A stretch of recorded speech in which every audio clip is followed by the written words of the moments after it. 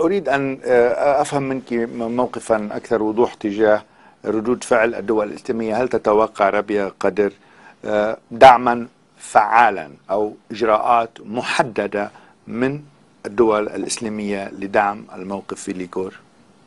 آمل ذلك بالتأكيد.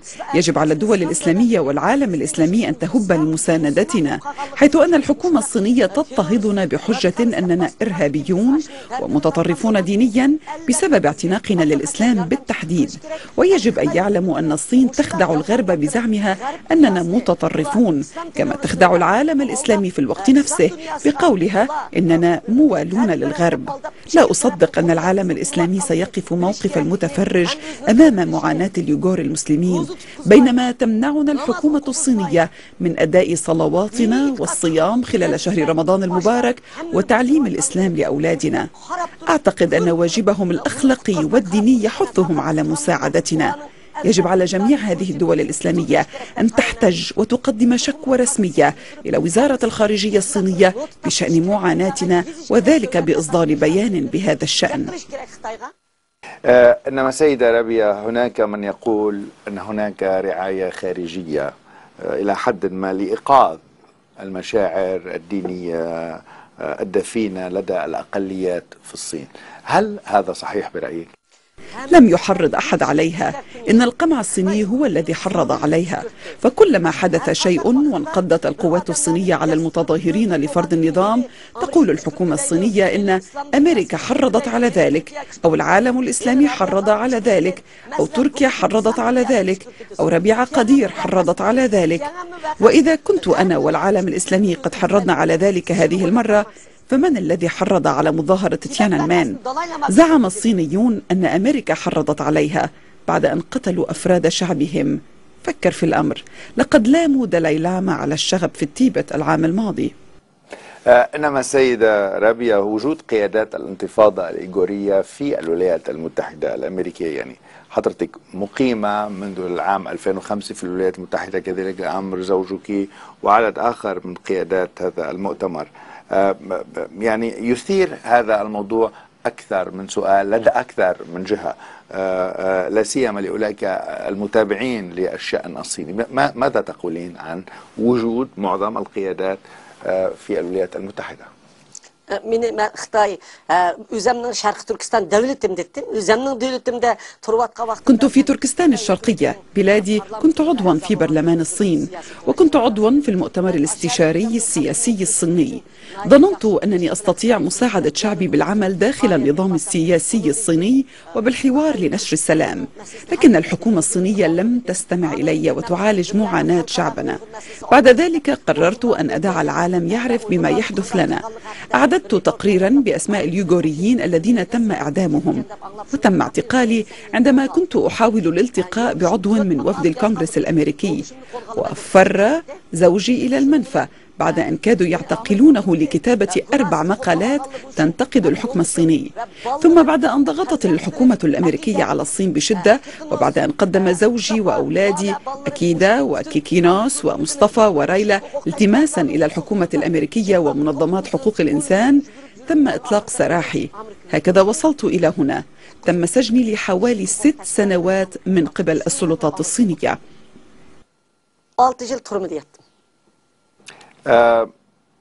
سيدة ربيع، ماذا تتوقعين من إدارة الرئيس أوباما كرد فعل على هذه الأحداث الأخيرة؟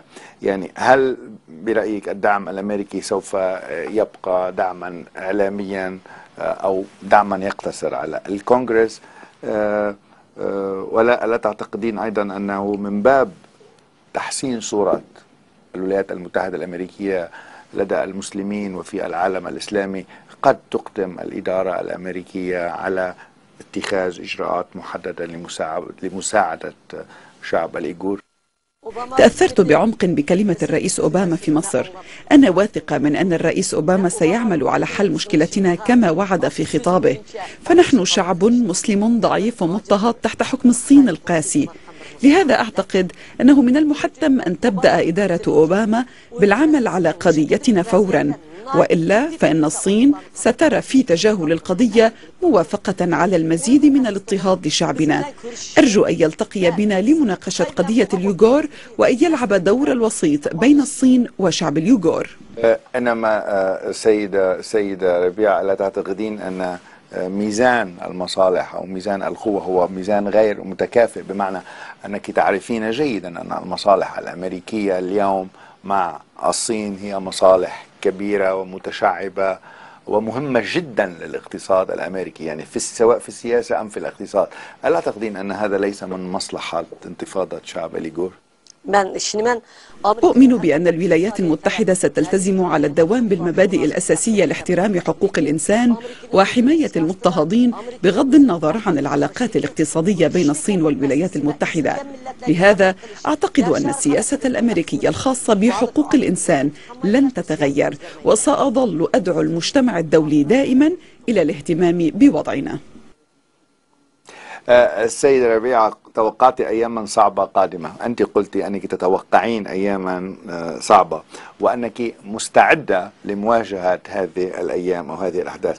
ألا تعتقدين أن وجودك في الولايات المتحدة الأمريكية، وجودك في المنفى، هو عقبة أمام تحركك ونشاطك وتمكنك من مساعدة شعبك في الصين؟ لو كنت هناك لكانت الحكومة الصينية قتلتني.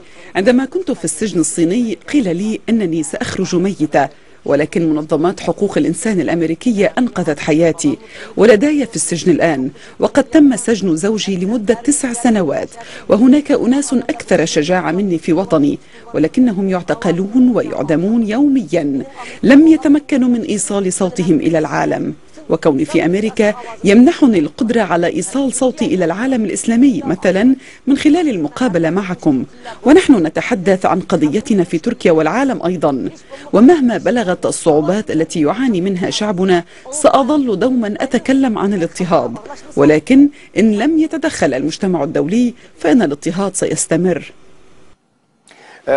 هل يمكن للسيدة ربيع أن تضعينا بصورة ماذا بعد اليوم؟ يعني ماذا بعد هذا التحرك الجاري في الصين الآن؟ ما هي خططك؟ هل لديك برنامج محدد؟ هل لديك خطط عمل معينة للقيام بها في الولايات المتحدة لمساعدة إذا صح التعبير الانتفاضة في الصين؟ إذا بالإمكان أن تحدثيني عن هذا الموضوع باختصار. Eğer halkara aralashmasa bütün bu şu Birleşken Devletler Teşkilatı, Avrupa Parlamenti, Amerika Kongresi, Arabistan. إن لم يتدخل المجتمع الدولي مثل الأمم المتحدة والبرلمان الأوروبي والكونغرس الأمريكي والعالم الإسلامي وتركيا، ستقع مآسٍ أخرى، وستسفك الحكومة الصينية المزيد من دماء اليوغور، بينما تعرض في الوقت نفسه وجوها سعيدة ومبتسمة على شاشات التلفاز لتخدع المجتمع الدولي. تتمثل خطتي في تعريف العالم سلميا بمعاناتنا بتوفير المزيد من المعلومات واجتذاب الصحفيين والسياسيين على حد سواء وتنظيم مظاهرات سلمية وتوزيع المنشورات. وأعتقد أن الحكومة الصينية ستقوم في النهاية بالتفاوض معنا نظرا للقلق العالمي. هذا ما أؤمن به وهذا ما أكافح من أجله. لدينا منظمات يوغور في جميع أنحاء العالم، ولدي ممثلون في جميع أنحاء العالم، وهم ينظمون نشاطات سلمية في بلدانهم، ويقومون جميعا بطرق أبواب البرلمانات ومجالس النواب ووزارات الخارجية وحتى البرلمان الأوروبي، وجميع الأبواب مفتوحة أمامنا. Faaliyet yapardı. Özü tuğan devletlerinin parlamentinin işini, taşkı işler ministerinin işini, kongresinin işlerini, Avrupa parlamentinin işini urumuz. Bizge açsı mı açıdı, açması mı açıdı. أعزائي المشاهدين، نتوقف في استراحة أخيرة نعود بعدها لمتابعة هذا الحوار مع السيدة رابية قادر، إنما بعد هذا الفاصل فابقوا معنا.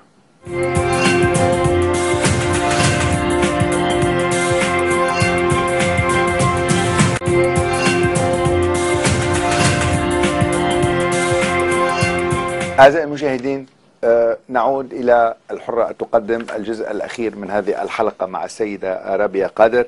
سيدة رابية، هل أنت على تنسيق مع الدلاي لاما؟ هل هناك تنسيق، تعاون، اتصالات ما هي علاقتك بالدلاي لاما؟